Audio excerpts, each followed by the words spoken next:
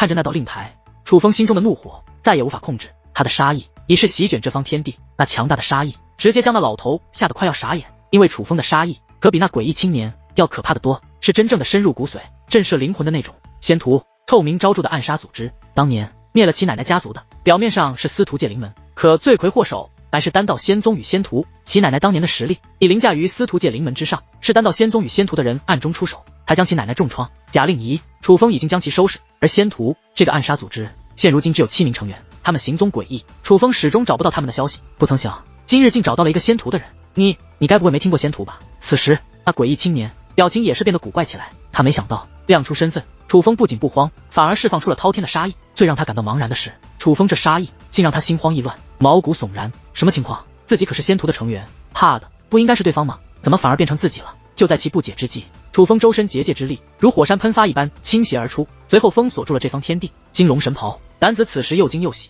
惊讶楚风一个小辈有金龙神袍这种修为，但喜的是金龙神袍虽强，但也只是堪比5品半神，而他此时的修为经过提升之后已是达到了6品半神，不知好歹的东西，敢挑衅我仙徒，我不仅你要死，你的家族也要一同被灭。当觉得楚风不是其对手之后，那诡异青年也是强压住了自己那心慌的感觉，而是手握尊兵匕首，准备直接教训一下楚风。枪，可是他还没来得及出手，楚风已是手握结界长剑来到了他的近前。楚风这一剑直奔他的丹田，并非要取其性命，而是也要废其修为。见状，男子不敢大意，周围狂风涌动，施展出了身法武技的同时，一道残影留在原地，而本体则是向后退去。这是2种逃脱手段，也是他最强的逃脱手段。楚风这一剑刺穿了他的残影，而他倒也是顺利逃脱，只是他还没来得及停歇，楚风已是手持结界长剑再度向他攻来。这家伙怎么这么强？此刻诡异青年彻底不淡定了。首先，楚风的战力并非5品半神，而是达到6品半神，但若只是如此，他也不惧，毕竟他10岁便开始杀人，无论是战斗技巧还是战力，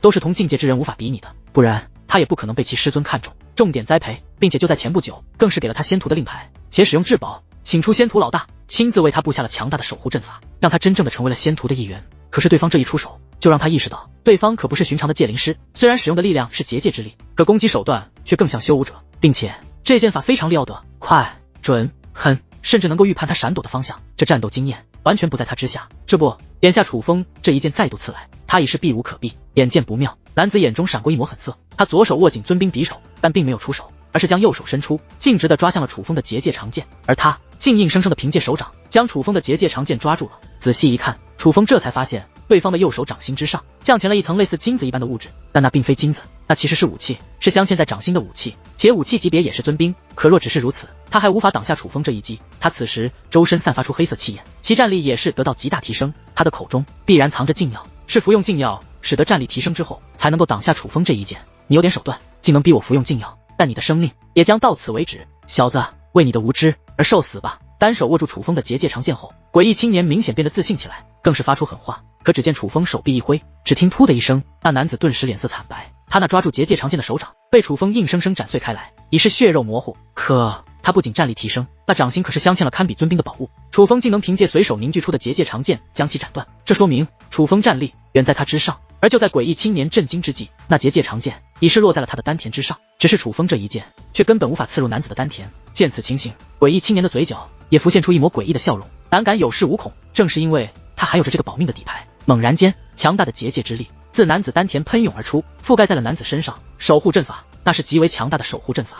守护阵法的顶端有着2个黑洞，在那黑洞之中，楚风感受到一道目光正打量着自己。楚风知道这男子算不上真正的仙徒成员，他只是仙徒成员的弟子，但此时那道目光必然是真正的仙徒成员。是你？很快，一道老者的声音自守护阵法之内响起，只是他此话一出，楚风也是察觉不对。你认得我？楚风问，但那老者没有回答楚风，而是对诡异青年问道：聂儿，怎么回事？师尊，我不认得他，但他想抢我宝物，我被迫亮出仙徒成员的身份，谁曾想他不仅不惧，反而还对我出手。他十分古怪，哪怕我服用禁药，竟也不是他的对手。但最可恶的是，他竟不怕我们仙徒的人。师尊，你要为我做主啊！那诡异青年开口说道。这么说来，不是他主动找到了你，你们只是偶遇，你这是在哪里？那老者问道。师尊，我在斗战星域的仙江上界，那传说中的9阶仙域开启了，我正在这里面呢。诡异青年说道。他此话说完，那老者短暂的沉默，旋即才对楚风说道：小友，我弟子有不懂事的地方，还请见谅，放过他一马。你又何必装不认得我？楚风说道。小友，你这是何意？那老者不解地问道。你刚刚的语气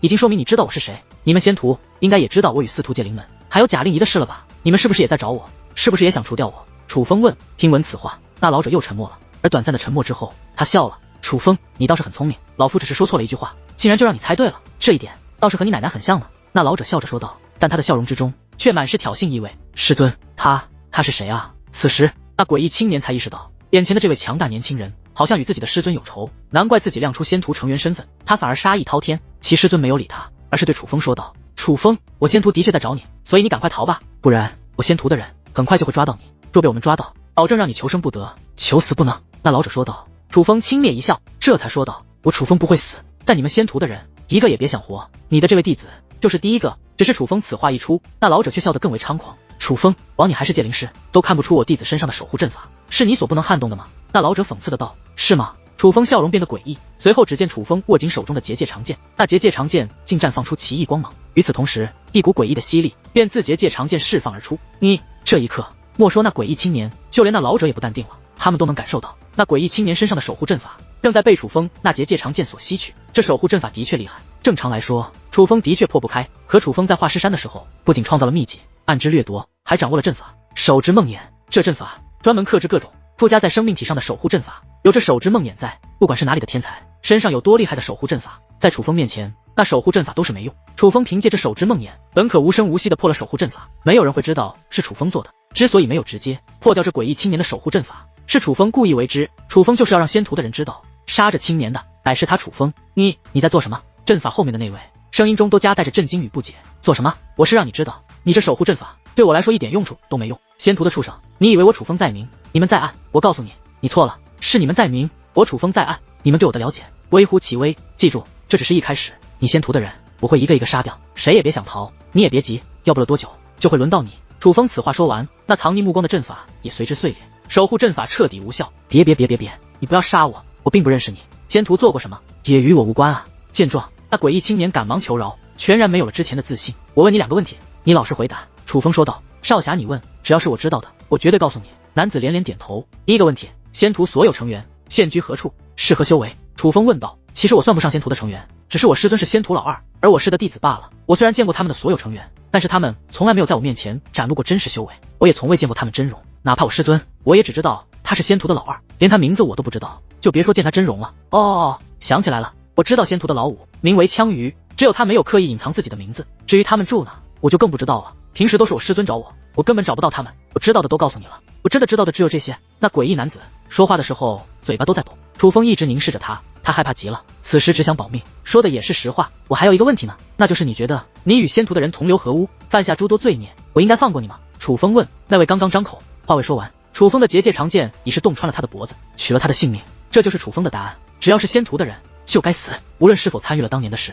至于这个诡异青年，楚风对他已是仁慈，毕竟给了他一个痛快。杀了这诡异青年后，楚风便又将其本源炼化，将其身上所有宝物搜刮一空，这才回头看向那个老头。少，那老头也被吓得可怕了，说话又磕巴了。不知是楚风不惧仙徒，还是楚风杀了诡异青年后炼其本源，搜其宝物那行云流水的手段。总之，老头此时很害怕，他知道楚风先前放过他，可不是心慈手软。楚风的狠辣，他的胆大，远在他这个老头之上。这哪是一个阔家少爷出身的小白菜，这分明是一个杀人不眨眼的小魔头，看着人畜无害，其实可怕的很呐。哟，你倒是聪明。楚风看着此时的老头，忍不住笑了。这老头的脸上戴了面具，并且是在诡异青年身上的守护阵法出现前就戴上了。这老头也是有经验的，知道那守护阵法可能与强者有关联。守护阵法出现后，会有人通过那阵法看到他们，他不想被牵连其中，所以才赶忙伪装。而他的做法也是对的。若是仙徒的人刚刚真的见到了这个老头，这个老头还真就难逃一死。哪怕此事与他关系不大，仙徒的人也会找到他，对他询问关于今天的情况以及楚风之后的去向。而无论老头给出什么回答，最终也都只有一个下场，那就是他与他的家族将从这浩瀚修武界彻底消失。这便是仙徒的手段。少侠，老夫不是贪生怕死，只是我老头还想解释。不用解释，你走吧，今日的事与你无关。对了，这个给你。楚风说话间将那个令牌丢给了老头。这个令牌有用，但楚风观察过了，这不是最好的令牌。楚风要寻找更好的，这个令牌留着也没用，不如送这老头。说起来，若不是这老头和那青年抢令牌，楚风可能也不会知道这青年的身份。虽说这青年只是仙徒老2的弟子，但毕竟也是仙徒的一员。杀仙徒的人只有一个字，爽。楚风猜对了，根据他后面的观察发现，此地的令牌的确是有区别的，品质有差别。虽说令牌是接下来获取机缘的关键，但越好的令牌所获取的机缘自然也就越好。为了有更大的收获，楚风不仅动用天眼认真寻找，甚至拿出了天师拂尘。而这一次天师浮尘竟破天荒地给出了指引。根据天师浮尘的指引，楚风离开了丛林，进入了一片荒漠。这荒漠风沙漫天，且风沙特殊，会影响视线。乍一看，若是寻找令牌或机缘，这里显然不是一个好去处。可楚风动用天眼，从外观察，却也根据地形外貌，发现此地蕴藏机遇。但楚风并未一直使用天眼来观察，毕竟天师浮尘已经给出指引了，且方位明确。楚风只需一直向天师浮尘指引的方向前行即可。只是这片荒漠可比楚风预想的要大得多。伴随深入，荒漠内的风沙越来越大，哪怕楚风动用天眼，所见距离难以超过10米。而最令人无奈的是，深入一段距离后，天师浮尘竟失效了。经过测试之后，楚风也是发现，不是天师浮尘不帮自己了，而是伴随深入，当楚风踏入一个区域之后，连天师浮尘的力量都受到了限制。只要向回退去，离开那个区域，天师浮尘还会给予指引，但只要继续深入，跨过那个区域，天师浮尘的力量便会彻底消散。不愧是乱世书生前辈布下的阵法，居然连天师浮尘的力量都受到了限制。楚风知道接下来只能靠自己，于是动用了天眼，认真观察。楚风，就算天师浮尘失效了，可之前不也给予了指引吗？你为何不按照天师浮尘的指引的方向一直走，反而是要自己观察？女王大人提出了不解，他不是不相信楚风的判断，只是好奇楚风的打算。这种阵法限制必然没有那么简单，不然也就不用限制天师浮尘这种至宝，一直让天师浮尘这种宝物给予指引不就行了？所以就算天师浮尘给予了准确的方位，可我觉得这风沙之中多半也有变数。楚风说道。哟，越来越谨慎了，好事。女王大人表示赞赏。如果是他，真的会按照天师浮尘指引的方向继续前行。毕竟之前的诸多事情已经表明，天师浮尘现在的力量是比楚风现在所掌握的天眼要强大得多的。楚风自然也深知这一点，但哪怕如此，他还是如此谨慎。从心思缜密程度这一点上，楚风已是强于女王大人了。因为怕出错，楚风前行的速度大打折扣。而根据天眼观察之下，楚风果然走着走着便需要调转方向。虽然偏差很小，但只要选择了这个方向，便已不是天师浮尘之前所指引的方向了。但根据我天眼的观察，需要改变一下方向。你觉得我是按照天师浮尘之前指引的方向继续前行，还是说按照天眼的观察改变一下路径？楚风之所以拿不定主意，是因为深入至此耗费了不少时间，且此地风沙很古怪，若是决策失败，就只能从头再来，那样耗费的时间就更多了，可能会错过先机。楚风，相信你自己的直觉。女王大人道，那便按照天眼的观察走了。楚风道。女王大人应道。旋即，楚风便按照天眼给予的方位前行。但是幸运的是，这次决策之后，前行没有多久，楚风前方便出现了一块巨石。巨石散发特殊力量，使得巨石的周围没有风沙，因此这巨石楚风也是看得一清二楚。巨石呈椭圆形，似是一个蛋，但却高达100米，且这块巨石坚硬无比，若想用正常手段将其破开，恐怕真神也无能为力。但此阵却是有着破绽的。楚风根据石头纹路、轮廓、颜色变化诸多信息组成在一起，便能够寻得破解之法。很显然，这巨石便是藏在这荒漠中的大机缘。就算巨石内不是顶级的令牌，那巨石之内也必然藏着其他宝物。只是发现巨石虽好，可却有一个不好的消息，除了巨石之外，楚风还发现了2个人，就站在巨石下，正在认真观察巨石。那是2名男子，一个身穿黑衣，却皮肤白皙，就连头发都是雪白的，但他看不到他的眼睛，他的眼上蒙着一块黑布，黑布上面浮现结界符咒，闪烁微微光芒。不知这黑布有何用，总之能阻挡楚风视线，使楚风看不到黑布后这男子的眼睛。而另外一名男子皮肤黝黑，可却穿着一袭白衣，白衣一尘不染，且非常好看。只是配上男子那黝黑的皮肤，却总感觉有些奇怪。但值得一提的是，除了黝黑的皮肤外，男子长得挺俊俏。同样的，那个以黑布蒙眼的男子，虽看不到眼睛，但也能通过鼻子、嘴巴以及脸型判断出男子长得也很俊俏。从外貌来看，二者皆是青年。不过诡异的是，楚风感受不到2人的气息，无法判断其修为，甚至无法判断他们是不是小辈。但毋庸置疑的是，他们先楚风一步发现了这块巨石，这2人绝对很不简单。当楚风发现这2人之时，这2人也是发现了楚风，此时正在打量着楚风。想不到此地也有能人，居然能够找到这里。白衣黑皮的青年开口了，语气中有见到楚风的意外，但也有着一丝不易察觉的轻蔑。你们是何人？楚风问。想知道我们是何人，那要看你有没有这个资格。你有吗？白衣黑皮的男子对楚风问道。楚风，小心点，感觉他们实力不弱。女王大人怕楚风被激怒，赶忙提醒。没事的蛋蛋，我不会被这种挑衅激怒的。楚风无所谓的道。现在的他的确不会因为这种小事所激怒，就算心中有不爽，但若是明知对方实力强大，也不会无脑的去挑战。鸡蛋碰石头，那不是有志气，那叫蠢。当然，楚风从前也蠢过，但那时候年轻，年少轻狂，是能理解的。可现在，楚风就算还是小辈，可其实也是几十岁的人了，若是还那么无脑，他自己都看不过去。我其实对你们并不好奇，我对此物好奇。楚风指着那块石头，他的回答语气平静，就算不怒，但也不惧，并且直接指明了自己的目的。你果然是寻此物到了这里，但这石头可不是那么好破开的，反正我们2个不行。这样，你若是能够破开这石头，那里面的东西归你，我也可以让你知道我们2人的名字。但是你行吗？白衣黑皮的男子说道。他还是那个模样，没有特别强烈的敌意，但却以俯视之姿看待楚风，多少有点看不起。哪怕已经知道楚风能够找到这里不是简单之人，可他对楚风的实力还是充斥着怀疑。希望你们是言而有信之人。楚风淡淡一笑，轻蔑也好，挑衅也罢，但让楚风出手，这在楚风看来，这男子是在给自己机会，因为若是能够破开此阵，楚风便有机会拿到里面的东西。先不说对方实力一定在自己之上，就算真的在自己之上，楚风打不过也可以跑。当然，若是对方实力真的很强，强到楚风跑都没机会的话，那楚风也不怕。楚风的身上可有守护阵法，于是楚风直接布阵。楚风这一出手，那眼睛蒙布的男子也是看向楚风，那白衣黑皮的男子同样目露意外。他们没想到楚风出手的如此快，都不认真打量，所以那眼神仿佛在说，这样的出手未免太过草率了吧。而很快，他眼中的意外之色更浓，因为楚风布置的不是结界阵法，而是武力阵法，并且是十分简单的武力阵法，并且很快便布置完成，这就完了。白衣黑皮男子诧异地看着楚风，完了。楚风点头，你开玩笑吧，就你这阵法能破开这石头？白衣黑皮男子并不相信。楚风没有回答，而是意念一动，那阵法便从高空落下，只听轰的一声，阵法与巨石相融。我去！下一刻，那白衣黑皮男便面露惊色，因为那块真神强者都难以破开的巨石，已是出现多道裂痕。很快，巨石碎裂，一道令牌也是浮现而出，漂浮于半空之上。这道令牌闪闪发光，一看就是顶级。令牌浮现，楚风第一时间伸手去抓，因为他并不相信这两个人。这两个人让楚风出手，可能是真的想看看楚风的实力，但也可能是想借助楚风的手获得这里面的东西。然而，哪怕楚风已是第一时间出手，可还是那有一道身影提前出现在了令牌之前，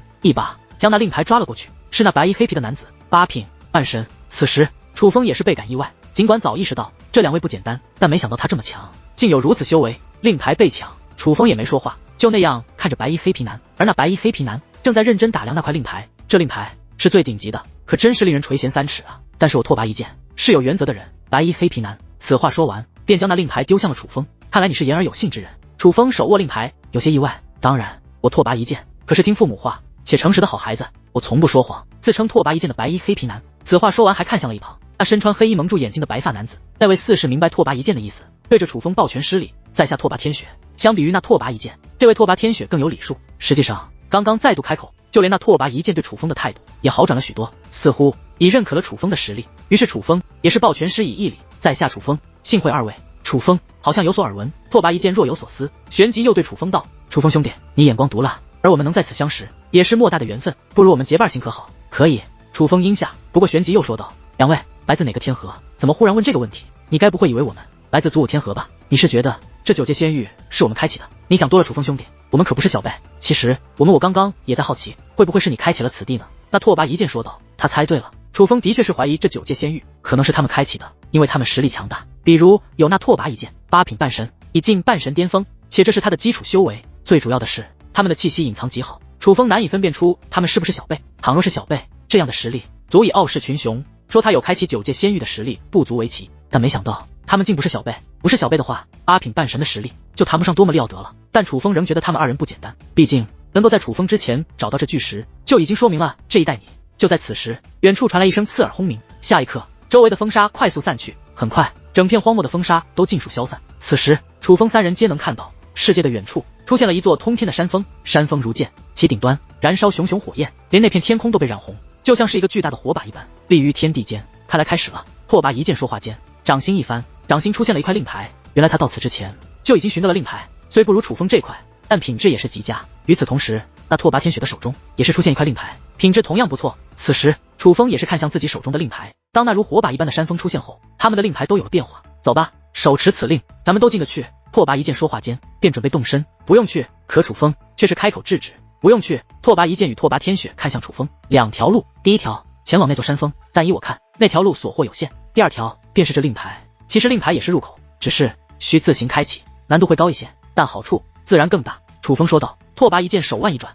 一个罗盘出现，那罗盘极为精致，但却散发古老气息，不是远古，乃太古时期的至宝。就是这罗盘，让他先我一步寻得那块巨石的。楚风一眼就看出此物价值连城，蕴藏极为强大的力量，多半还在自己那天师浮尘之上。而眼下那罗盘的指针则是摇摆不定，摇摆方位为3点，分别是楚风、拓跋一剑以及拓跋天雪。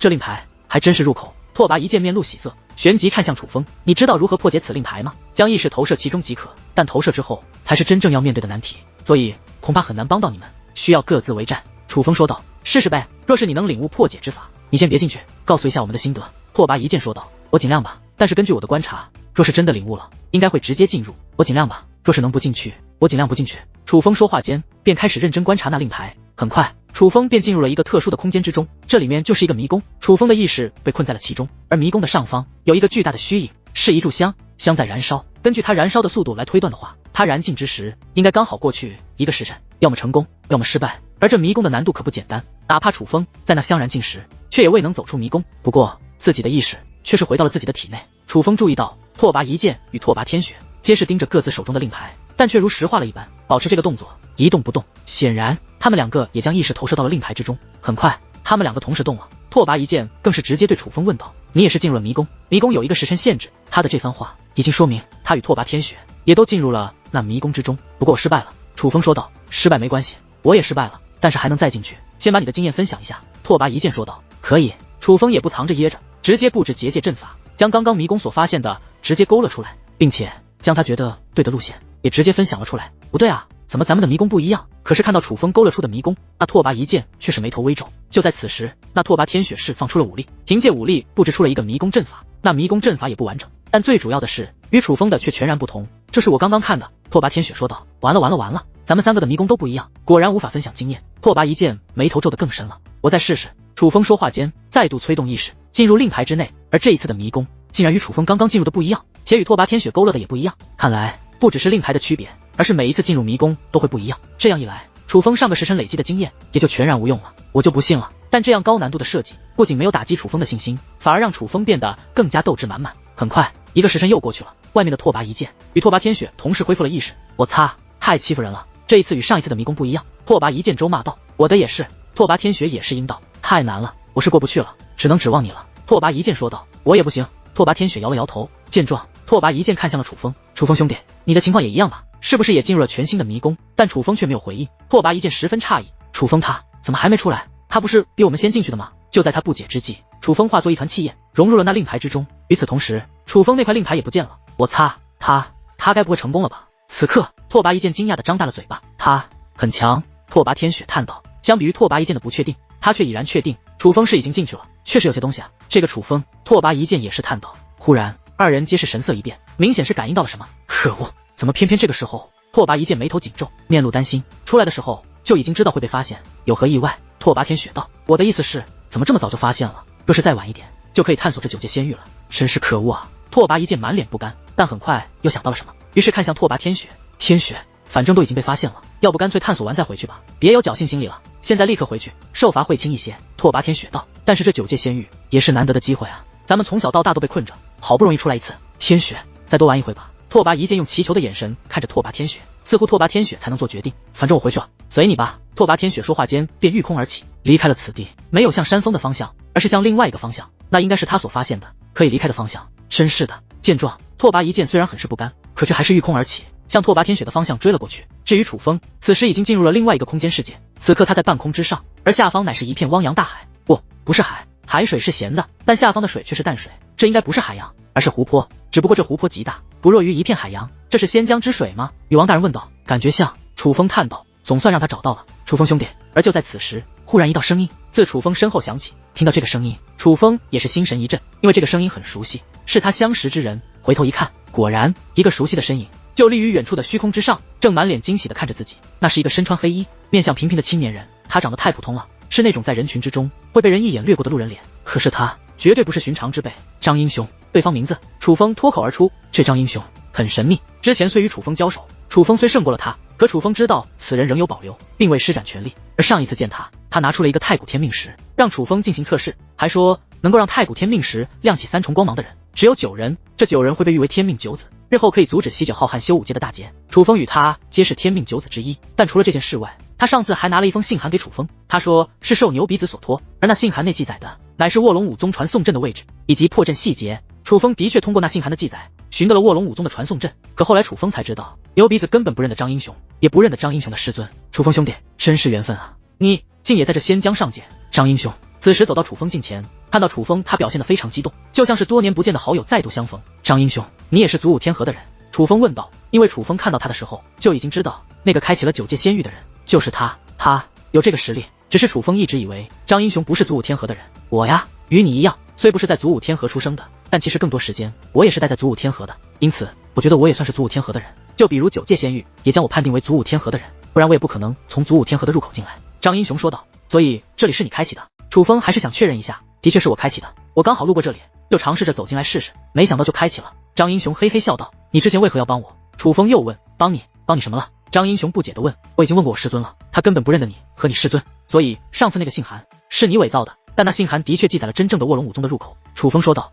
那件事啊，其实是我师尊让的。”张英雄道：“那能否告知你师尊是何方神圣？他又与卧龙武宗有何关系？”楚风问。楚风是觉得张英雄师尊既然知道卧龙武宗的一些事，多半与卧龙武宗是有一些关系的，这个我师尊没有与我讲过，我也没有问。楚风兄弟，别问了，每个人都有秘密，不仅我和我师尊有，你也有，对吗？张英雄笑道：“懂了。”见状，楚风微微一笑，也不再多问。既然对方不想说，那自己追问也没有意义。楚风兄弟，帮我一个忙好吗？忽然，张英雄又道：“什么忙？你说说看。”楚风问道：“下方的水便是仙江之水，我此次修炼遇到瓶颈，虚强肉身，若能将仙江之水内的力量炼化，便可加固肉身与灵魂，多半可以冲破瓶颈。我可以将这个方法告诉楚风兄弟你，但是此地力量我取70%，你取30%，可好？”张英雄说道。可能是怕楚风不愿意，还不待楚风回答，他便又说道：“真不是我贪心，而是若没有70%，我便白跑一趟了。白跑一趟，你来此地专程为这9界仙域内的仙江之水而来，既然并非巧合，那这9界仙域开启也并非巧合，是你让他出现的吧？”楚风问道。这楚风这样问，张英雄顿时大嘴一咧，面露尴尬，经过短暂挣扎后，才再度开口：“自家兄弟，既然你问了，这件事我不骗你，是我师尊传我的手段，寻得的9界仙域位置，又将其开启的。我能让9界仙域8门揭开，也是因为我掌握了先辈们的一些经验。当然我知道这些很正常，我师尊是很厉害的人物，至少不在你师尊之下。”张英雄说道。行，楚风应道。非要说楚风与张英雄没太多交情，可上一次不管张英雄有何目的，他给楚风的信函的确帮助楚风进入了卧龙武宗，楚风算是欠他一个恩情。嘿，先谢过楚风兄弟了。张英雄咧嘴一笑，旋即勾勒出一个功法。楚风兄弟，这个方法即可，你倒是挺看得起我。楚风叹道。之所以如此感叹，是这功法很难，哪怕楚风也需要花费一定时间才能掌握，换做其他人可能很难掌握。楚风兄弟，你是谁啊？你可是天赋不在我之下的人，对你来说自然不难。张英雄对楚风倒是信心十足，但很快又道：“对了，楚风兄弟，我还没有找到最适合修炼的地方，你能帮我看一下不？我看看。”楚风说话间便动用天眼观察了起来，只是一番观察之后，楚风却是根本看不出最适合的地方。于是楚风拿出了天师浮尘，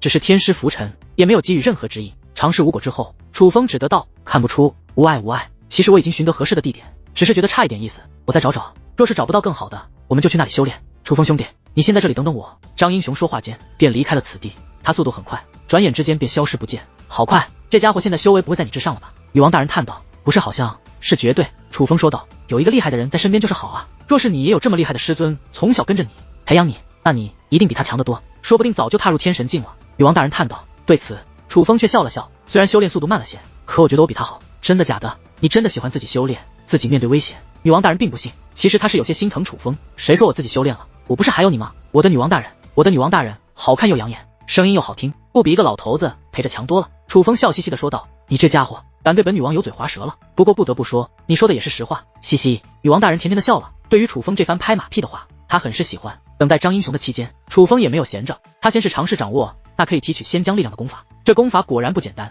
哪怕楚风的悟性也花费了足足1天时间才掌握。可是足足1天的时间，张英雄竟都没有回来。楚风知道张英雄不会出现意外，他应该是不想浪费这机会，所以比较谨慎，在认真寻找最佳修炼的地方。所以楚风也没去找他，而是开始观察那个从风女人手中得到的罐子。这个罐子才是楚风来到这仙江上界的原因，也是乱世书生给予自己的指引。本来9界仙域刚出现的时候，楚风还觉得可能9界仙域才是乱世书生留给自己真正的宝藏，毕竟根据传说，将仙江打造成9界仙域的人很像是乱世书生。可现在却得知，原来9界仙域是张英雄开启的，而并非乱世书生为楚风开启的。那么这罐子楚风就必须好好研究一下了，毕竟这才是乱世书生留给自己的东西。这罐子有3重锁，第1重、第2重楚风早就解开了，唯有第3重是真的难。转眼间又过了足足10日时间，张英雄虽然还没回来，可是这罐子楚风却已经有了突破性的进展。终于，周围光芒扩散，一个结界入口浮现在楚风眼前，楚风不敢犹豫，直接踏入其中。下一刻，楚风进入了一个空间之中，这空间不是很大，也就一座可容纳万人的宫殿而已。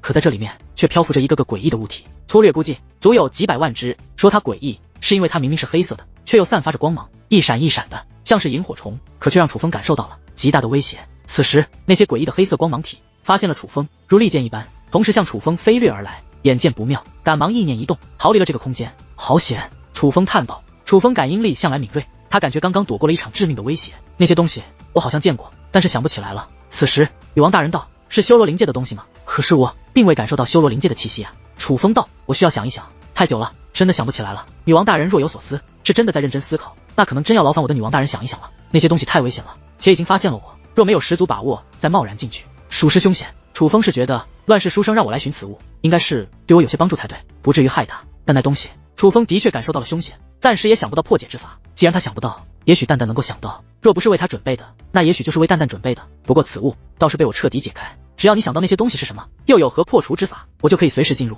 楚风看着手中的罐子说道，罐子的三重锁其实还在，但会限制其他人，不会限制楚风。楚风可以意念之间直接进入其中，但其他人不可以。楚风兄弟，久等了。就在此时，张英雄终于回来了，怎么样，找到了吗？楚风问道。嗨，没有找到最完美的，但是倒寻到了一个稍微好一点的，我的能力也就如此了。楚风兄弟，咱们动身吧。张英雄说话间便立刻动身，楚风跟着他，最终来到了一片水域上空。从表面来看，哪怕楚风用天眼也看不出任何特别，哪怕落入水中，楚风也感受不到特别。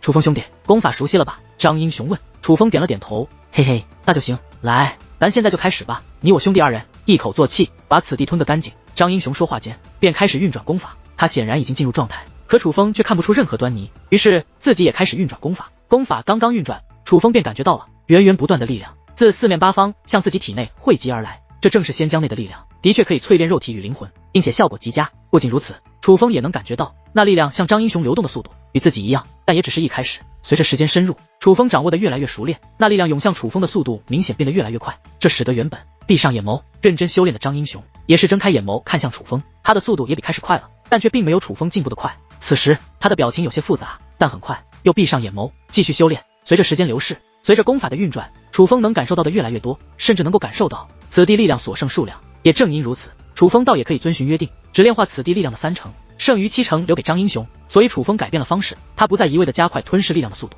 而是故意放缓速度，开始一边吞噬力量，也就是一边运转功法，一边在自己体内布阵很多个小型阵法，分别分布在肉身以及灵魂之中，用来帮助那力量与肉身更好的相融。这是一种需要较长时间的淬炼方法，虽然时间长，但效果会更好。又过了足足13日，这里的水势一滴都没少，可这里的力量却已经尽数消失。楚风与张英雄同时睁开了眼眸，感觉怎样？楚风对张英雄问道。淬炼还需要一些时间，但应该可以助我突破。此时张英雄也是心情大好，但却忽然起身对着楚风施以一礼，多谢楚风兄弟。这是干嘛？楚风不解。楚风兄弟，对这功法的熟练度在我之上，你若是愿意的话，至少可以炼化此地力量6成，但你没有，而是按照约定只炼化了3成，你这么帮兄弟我自然要好好谢谢你。张英雄道。如果这么说，我倒是也要谢谢你，你的修为在我之上，完全可以不给我这个修炼的机会，但你不仅没有将我赶出去，还主动传我功法。说实话，若没你的功法，我就算自己有方法从此的获取力量，也不会获取的如此完美。张英雄，你也是个好人啊。楚风说道。这是哪里话？咱们是朋友啊。张英雄此话说完，似有些不确定，于是有些小心的对楚风问道。我说的对吗？楚风兄弟见他如此小心谨慎的模样，楚风也不由笑了。你说的对，咱们的确是朋友，往事不提，只说张英雄此次的举动，楚风便觉得他有资格做自己的朋友。见楚风这样说，张英雄也是咧嘴大笑，笑得十分开心。看得出来，能被楚风当作朋友，他十分高兴。正是他这样的举动，也让楚风对张英雄的印象越来越好。张英雄很神秘，但毋庸置疑的是，他师尊一定是非常厉害的存在。此人实力背景天赋并存，本该高高在上，目中无人，但他对楚风不仅没有表现出这种态度，反而十分渴望与楚风做朋友。而楚风向来是你对我越好，我便对你越好，如张英雄这般态度者，楚风自然也是较为喜欢。对了，楚风兄弟，9天之巅你去吗？张英雄问道。9天之巅我倒是知道，但是我想去也去不上吧。楚风叹道。咋可能呢？9天之巅上一次并没有真正的开始，就是因为没有将所有顶尖天才邀请去，所以才延迟了。这位能邀请的天才当然也包括你，所以下一次发邀请函定然有你。张英雄说道。真的吗？你的消息倒是够灵通的。楚风是感叹，张英雄居然知道9天之巅的事情如此详细。而见张英雄这样说，楚风自己也觉得9天之巅可能会邀请自己了。所以你是想去？张英雄问道。若有这个机会，当然想去。难道你不想？楚风问。他们不配让我出手，但是你有这个资格，若是你去的话，那到时候我若有时间便也去瞧瞧。张英雄说道。怎么想击败我？楚风问。当然想，但相同境界我可没有把握。张英雄笑道。我知道你上一次有所保留，若是下一次我们有机会交手，我希望你能施展全力。楚风说道。他知道张英雄很强，现在自己根本不是其对手，但楚风觉得自己迟早会追上去，所以若有机会，他也想痛痛快快和张英雄打一场。楚风不怕失败，但喜欢与高手交战的感觉，与高手打自己才会更强。好，若是有这个机会，我会施展全力。不过你这个修为可要抓紧了，你现在的修为可不是我对手。张英雄得意的笑道。你现在是何境界？楚风问。嘿嘿，保密。总之我确实很强。张英雄嘿嘿笑道。无碍，我会追上来的。楚风也是笑道。那是自然，你绝对可以。若是你父亲将你放在他身边，你早就……”而张英雄正说着，忽然意识到说错了什么，于是赶忙闭嘴。但楚风却已经紧紧盯着他：“你认识我父亲？”“我不认识，我师尊认识，所以听闻过一些关于你父亲的事。”张英雄解释道。“那你知道我父亲现在何处吗？”楚风问。“这个我真不知道。”张英雄摇了摇头。“那你知道我父亲是何境界吗？”楚风又问。“我也不知道。”张英雄又摇了摇头。“不是，我说张兄，说好的好兄弟呢？怎么你知道我父亲的事，反而还对我保密起来了？”楚风问。他的确想知道更多关于他父亲的事，不然也不会追问张英雄。“楚风兄弟，不是我不想说，而是我真的不知道。我只知道你父亲很强，但对你是放养，别的我就不知道了。”“楚风兄弟，其实我挺不理解的，你这样的天赋干嘛不对你保驾护航？那样你明明可以进步更快。现在你父亲让你独面风险，若你真的出现意外，那你父亲还不长子都悔青了，你母亲也不会同意的吧？对了，你母亲是谁啊？我还真不知道你母亲是谁。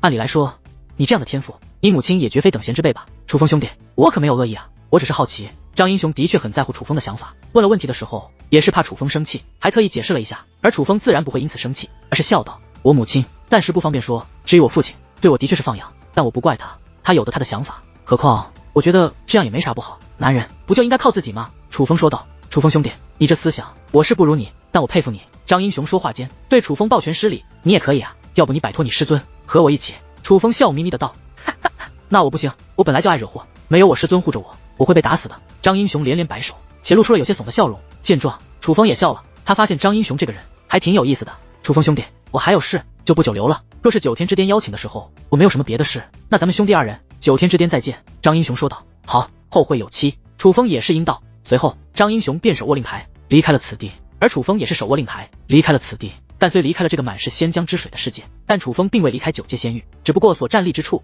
也不是先前所在的位置，而是随机被传送到了一处地方。刚巧这个位置距离那座山峰很近，山峰依旧给人一种非同一般的指引感。“这山峰你还能去吗？”女王大人问。楚风已经在仙浆内获取了淬炼肉身与灵魂的力量，若是这山峰还能去的话，那楚风可就比别人多了一次机会。好像可以。楚风看了看手中的令牌，对山峰的反应依旧，多半说明手持着令牌，楚风仍是可以登上山峰的。也不知道这山峰之上与刚刚的仙浆世界有何区别。楚风反正也没事，不如咱们去瞧瞧吧。女王大人道。这不巧了吗？我的蛋蛋，其实我也正有此意呢。楚风说话间便直接动身向山峰飞跃而去。很快楚风便来到山峰之巅，山峰之巅有着一道结界门，在这里聚集着不少人，他们都是被排斥在外无法进去之人。至于进去的方法也很简单，楚风手中的令牌便是进入那结界门的钥匙，所以楚风根本没有停留，手持令牌直接进入了那山峰之巅的结界门内。穿过结界门，映入眼帘的又是一个新的空间世界，这个世界甚至比那仙浆世界还要大得多，但不同的是，仙浆世界只有仙浆之水，可这里下方尽是丛林，远处可见山脉。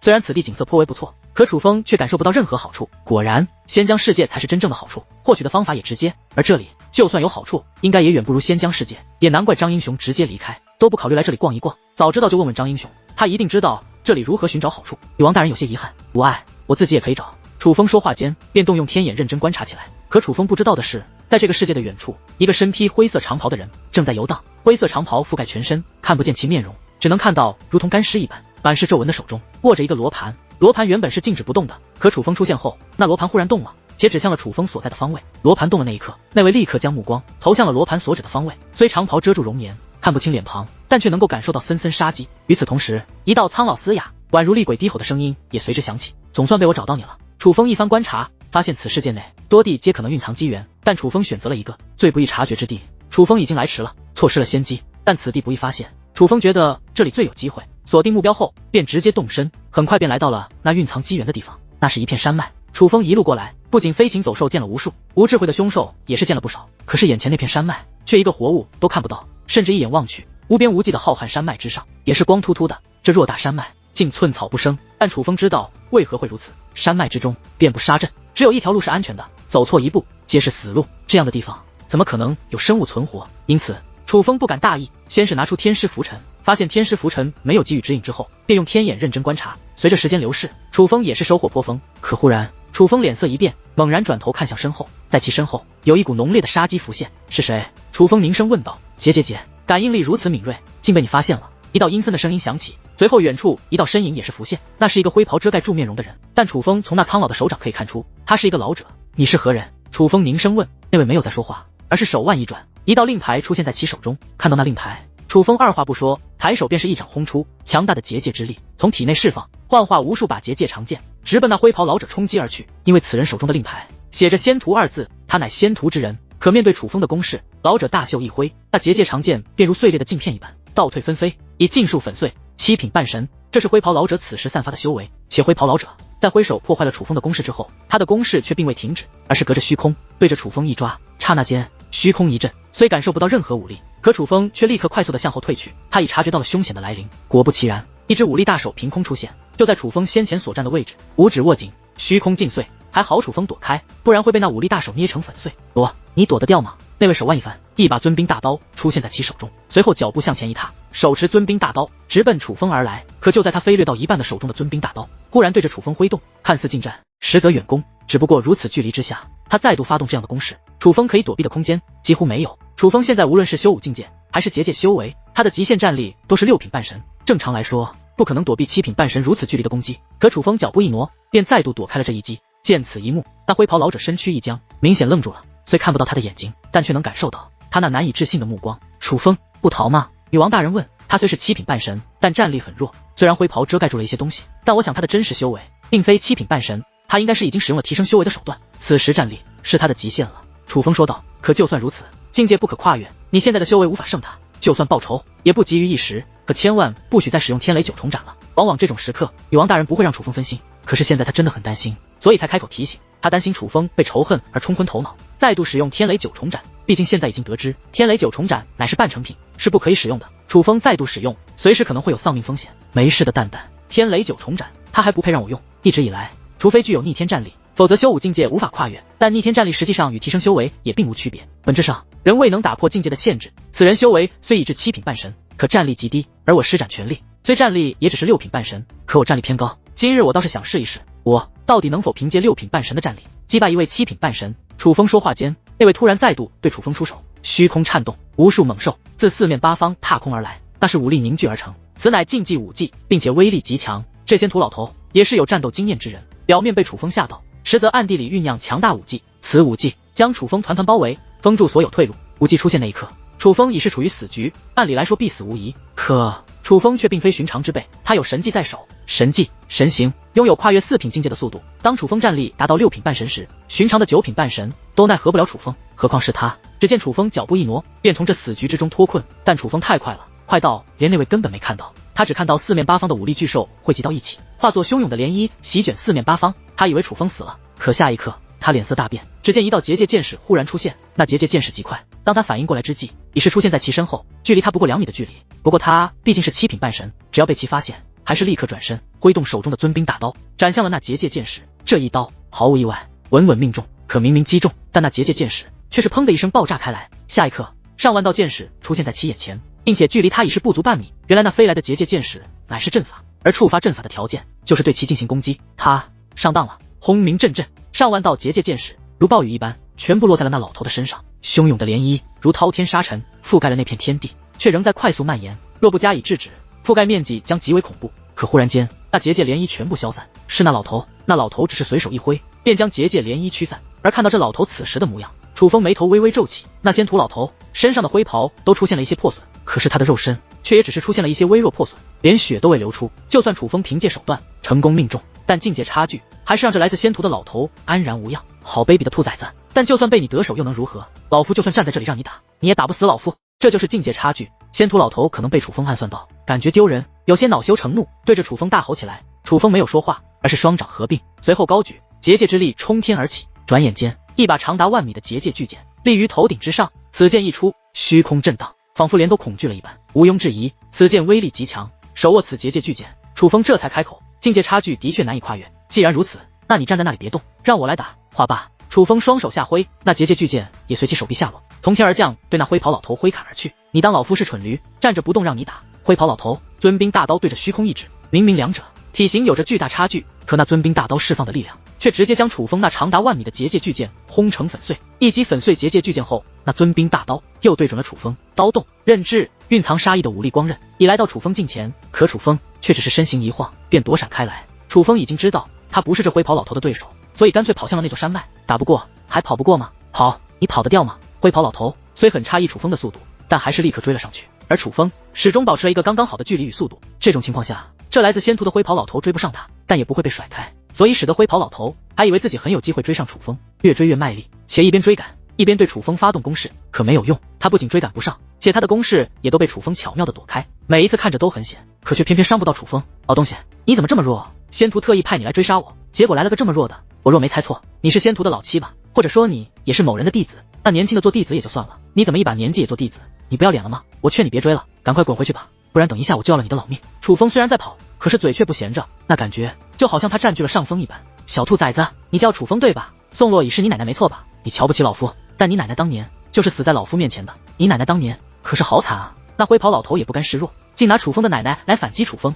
老东西，你想激怒我？楚风反问。激怒你？你配吗？小兔崽子，你根本就不知道我仙徒的手段，你以为你有些手段跑得快了一点就了不起了吗？在老夫眼中，你与你奶奶没有任何区别，你早就是老夫年板上的鱼肉，老夫想杀你随时都可以，你根本逃不掉。灰袍老头这话不像吹牛，因为他自信满满。可忽然绕过一个山峰之后，楚风脚下开始加速，楚风的速度变得越来越快，二者已完全不是一个级别，眨眼间便消失不见。见此情形，灰袍老头显然有些慌了，这到手的肥肉岂能让他逃掉？所以灰袍老头不知用了什么手段，他的速度明显也更快了一些。虽然楚风不见了，但楚风的气息却有残留，他能锁定楚风的逃跑路线，在其拼命追赶下，又掠过几座山峰之后，楚风又出现在了他的视线之内，并且此时的楚风不仅速度变慢了，还气喘吁吁，一脸的慌张。见此情形，那灰袍老头放声大笑，小兔崽子，看来那让你跑得快的手段也并非是没有消耗的，你大限已至。他觉得楚风此时的状态是因为过度使用逃跑的手段所致，此时的楚风已是无法逃脱他的追赶。可就在其快要追上楚风之际，周围的山峰之上同时浮现出光芒，仔细一看，那光芒源自符咒，是山峰之上凭空多出了符咒，伴随而来的